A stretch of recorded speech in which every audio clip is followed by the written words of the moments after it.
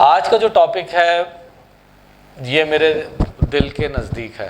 आपकी मसाजिद खुली हुई हैं अल्हम्दुलिल्लाह, खूब ऑक्सीजन आती है।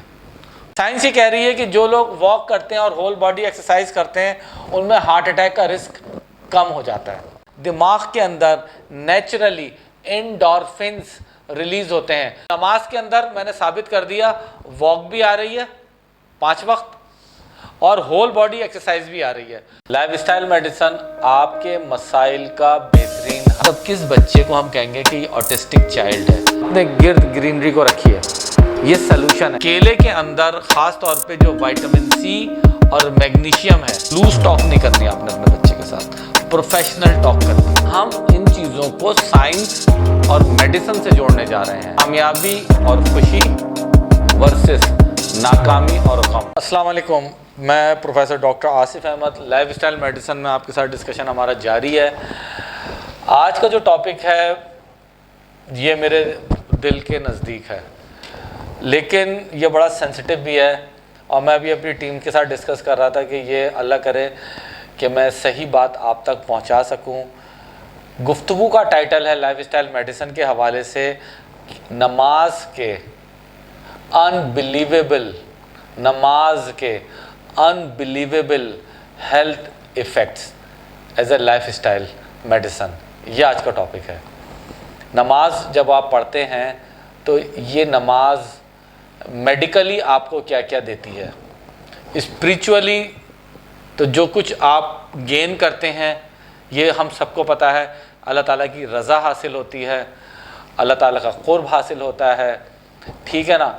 लेकिन ये नमाज एक ऐसी शानदार चीज़ है जो अल्लाह का क़ुर्ब भी देती है और इसकी खूबसूरती आपको ज़िंदगी भी देती है और जिस्म की सेहत भी देती है।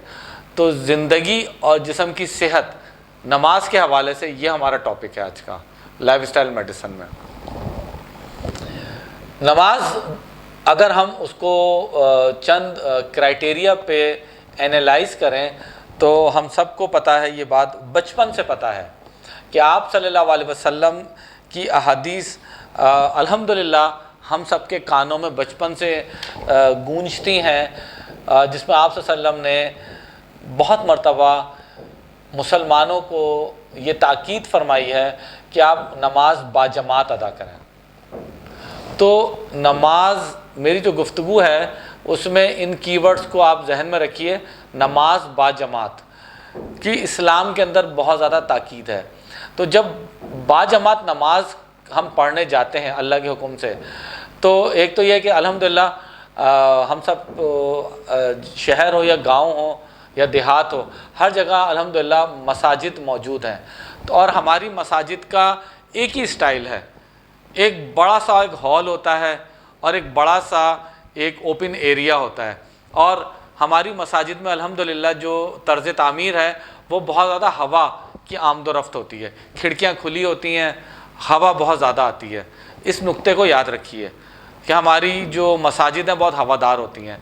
और आम तौर पे जब हम मस्जिद जाते हैं आम तौर पे तो 80 to 90% लोग वॉक करके जाते हैं।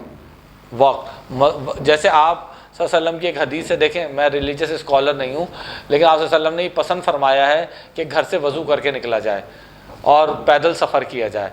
तो हम घर से निकले, 50 मीटर के बाद मस्जिद आती है, 45 मीटर के बाद मस्जिद आती है, 30 मीटर के बाद मस्जिद आती है, तो हम वो फासला तय करते हैं चल के। और तीसरी चीज़ ये है कि हम जब नमाज पढ़ते हैं तो उसमें हम स्टैंडिंग पोजीशन में भी होते हैं, हम सलाम भी फेरते हैं, हम अल्लाह अकबर भी कहते हैं, तो हाथ भी ऊपर उठाते हैं, फिर हम ऐसे बैंड भी होते हैं रुकू की हालत में, फिर सजदे की हालत में भी बैठते हैं, फिर हम कायदे में बैठते हैं, तैयात वाली पोजीशन में बैठते हैं, फिर बार बार उठते हैं, यानी रकाते हैं, जैसे ईशा की 4 फ़र्ज़ हम पढ़ रहे हैं या 4 सुन्नतें पढ़ रहे हैं तो 4 मरतबा हम उठते बैठते हैं।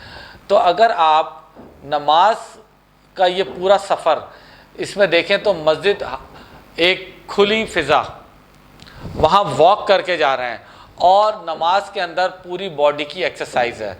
तो आज मैं आपको बताने जा रहा हूँ फिट FIT फिट रहने का फार्मूला नमाज आपको कैसे प्रोवाइड करती है। तो साइंस ही कहती है कि अगर कोई शख्स डेली 1.5 घंटा वॉक करता है और होल बॉडी एक्सरसाइज करता है तो नमाज के अंदर मैंने साबित कर दिया वॉक भी आ रही है 5 वक्त और होल बॉडी एक्सरसाइज भी आ रही है। तो साइंस ऐसी वॉक और वॉक भागना नहीं कह रहा, रनिंग। देखें बात को समझें, I am not discussing the running कि आपने रन कर, साइंस ही कह रही वॉक, टहलते हुए जाना, वॉक करते हुए स्लो पेस के साथ। वॉक और होल बॉडी एक्सरसाइज अगर जो शख्स करता है 1 घंटा रोज़ाना, हमारी जो जमातें होती हैं उनमें हम तकरीबन 1.5 घंटा, इससे ज़्यादा टाइम अल्हम्दुलिल्लाह हम एक्सीड करते हैं, लेकिन साइंस ये कहती है कि आधे घंटे से लेकर 1 घंटा अगर कोई आदमी वॉक करेगा और होल बॉडी एक्सरसाइज करेगा तो उसको क्या बेनिफिट्स होते हैं। साइंस की स्टडीज़ ने ये शो किया कि डिमेंशिया यानी पागलपन का जो बीमारी होती है, डिमेंशिया भूलने वाली बीमारी, ये इन लोगों को कम होती है जो रोज़ाना वॉक करते हैं और होल बॉडी एक्सरसाइज करते हैं। नंबर 1 ये नमाज में पूरी होती है अल्हम्दुलिल्लाह। इसके अलावा साइंस ये कहती है कि जब हम वॉक करते हैं और होल बॉडी एक्सरसाइज करते हैं तो हमारे ब्रेन के अंदर एक पार्ट है जिसको हिप्पोकैम्पस कहते हैं। ये हिप्पोकैम्पस अपना साइज बढ़ा लेता है और हमारा मूड बेहतर हो जाता है और दीगर चीज़ें हमारी बेहतर हो जाती हैं। और साइंस ये कहती है कि वॉक और होल बॉडी एक्सरसाइज से दिमाग के अंदर नेचुरली एंडोर्फिन्स रिलीज़ होते हैं जो सुकून आमेज़ कुदरती केमिकल्स होते हैं जो आपकी बॉडी खुद बनाती है जब आप वॉक करते हैं और होल बॉडी एक्सरसाइज करते हैं।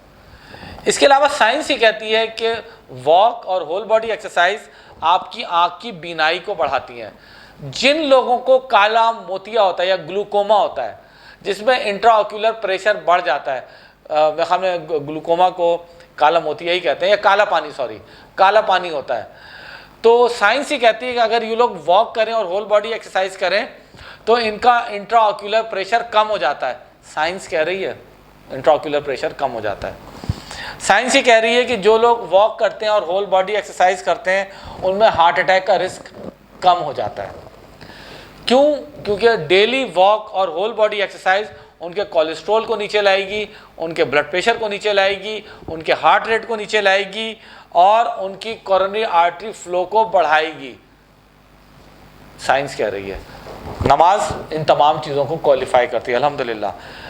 Walk and whole body exercise जब आप करते हैं, खड़े होते हैं, झुकते हैं, साइंस कह रही है ना, तो लंग्स के वॉल्यूम्स बढ़ते हैं, ऑक्सीजनेशन बढ़ती है, आपकी मसाजिद खुली हुई हैं अल्हम्दुलिल्लाह, खूब ऑक्सीजन आती है, खूब ऑक्सीजन आती है। और आप देखेंगे अल्हम्दुलिल्लाह हमारे मसाजिद में ये कल्चर है कि असर और मगरिब और इशा आम तौर पर सहन में अदा की जाती है।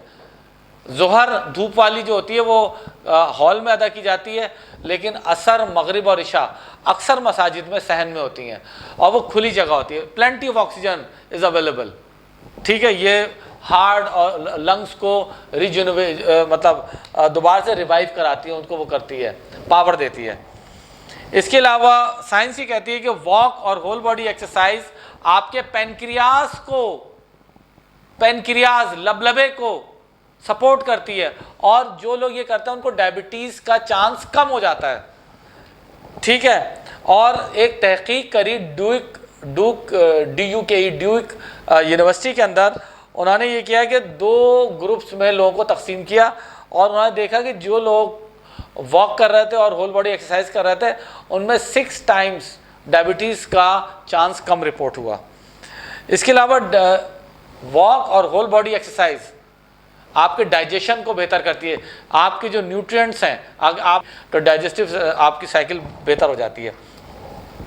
इसके अलावा जो सबसे अहम चीज़ है, जब डाइजेशन बेहतर होती है तो इससे आपका कॉन्स्टिपेशन भी ठीक हो जाता है, कब्ज़। अक्सर पाकिस्तानियों को पुराना कब्ज़ होता है। ये एक्सरसाइज वॉक और होल बॉडी एक्सरसाइज नमाज बाजमात 5 वक्त आप जाएं, आपका कॉन्स्टिपेशन भी अल्लाह ने चाहा तो टूटेगा। इसके अलावा बड़ी ज़बरदस्त एक इनक्रेडिबल बात है, जो मैं जब ये वीलॉग की प्रिपरेशन कर रहा था तो मैं सर्च कर रहा था चीज़ें, तो मुझे बड़ी अजीब सी बात मिली कि जिन लोगों को कोलोन का कैंसर हो जाता है, अगर वो लोग रोज़ाना वॉक करें और हो गया है कैंसर और वो रोज़ाना वॉक कर रहे हैं और रोड बॉडी एक्सरसाइज कर रहे हैं, तो कैंसर की ग्रोथ में फ़र्क पड़ जाता है। क्या ज़बरदस्त बात है, साइंस कह रही है। अच्छा, इसके अलावा साइंस ही कहती है कि इससे आपकी बोन स्ट्रेंथ बढ़ जाती है, ऑस्टोपोरोसिस कम हो जाती है, ऑस्टोआर्थराइटिस कम हो जाता है। इसके अलावा आपका जो रिस्क फॉर फ्रैक्चर है, स्पॉन्टेनियस फ्रैक्चर, वो बहुत कम हो जाता है जो आदमी इस तरह का लाइफ स्टाइल रखता है। जिन लोगों को बैक पेन है, आप यकीन जानिए, जिनको क्रॉनिक लंबर पेन होता है, सिजदे की हालत में जब वो जाते हैं तो अगर वो हल्का सा अपने बहुत मामूली सा 1 मिलीमीटर अपने बिग टोस को या बिग टो और दूसरे टोस को पुश करते हैं तो उसका बहुत पॉजिटिव इम्पैक्ट आपके वर्टिब्रल कॉलम पे भी आता है। तो सिजदे के इतने बेनिफिट्स हैं। मुझे अगर कभी अल्लाह ना करे पेन होता है कमर में, एक तो बीमारी वाला पेन है ना, फ्रैंक लंबर स्पॉन्डिलोसिस है, मैं उसकी बात नहीं कर रहा, लेकिन पेन हम लोगों को थकन की वजह से सबको हो जाता है। वजन उठा लिया, दर्द शुरू हो गया, ज़्यादा देर बैठ गए कुर्सी पर, दर्द शुरू हो गया। तो जब आप सिजदे में जाते हैं तो ये पेन आपका सबसाइड हो जाता है, सर्वाइकल पेन सही हो जाता है आपका। तो साइंस ही कहती है कि फिट फार्मूला, फिट से एफ है फ्रीक्वेंसी, आई से आता है इंटेंसिटी, ये लिखा हुआ भी आ रहा है, F is equal to frequency, I is equal to intensity and T is for timing.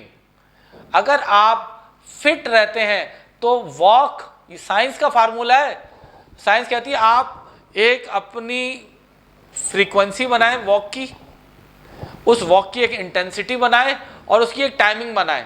क्या ये तीनों चीज़ें नमाज में क्वालिफाई नहीं होती? फजर, जोहर, असर, मगरिब, इशा, ठीक है, ये फ्रीक्वेंसी हो गई, टाइमिंग हो गई। कितने मरतबा फ्रीक्वेंटली है? 5 टाइम जाना है। कितने टाइम, किस टाइम पे जाना है? फजर में जाना है, जोहर में जाना है, ये टाइमिंग हो गई। इंटेंसिटी, वॉक करके जाना है। और देखें आराम से, हमारे यहाँ माशाल्लाह जब बाजमात नमाज होती है तो बहुत शाइस्तगी और आसानी के साथ हम सिजदा और रुकू कर रहे होते। तो ये नमाज बाजमात के लाइफ स्टाइल मेडिसिन के हवाले से फिज़िकल इफ़ेक्ट्स मैंने आपको बताए हैं। तो प्लीज़ अगर ये अच्छी लगे तो इसको ज़िंदगी में लाइए और मेरे लिए भी दुआ कीजिए। जिन लोगों को लाइफ स्टाइल मेडिसिन के क्लिनिक में टाइम चाहिए, व्हाट्सअप नंबर पे वो रब्ता कर सकते हैं, मैं हाजिर हूँ। बहुत शुक्रिया।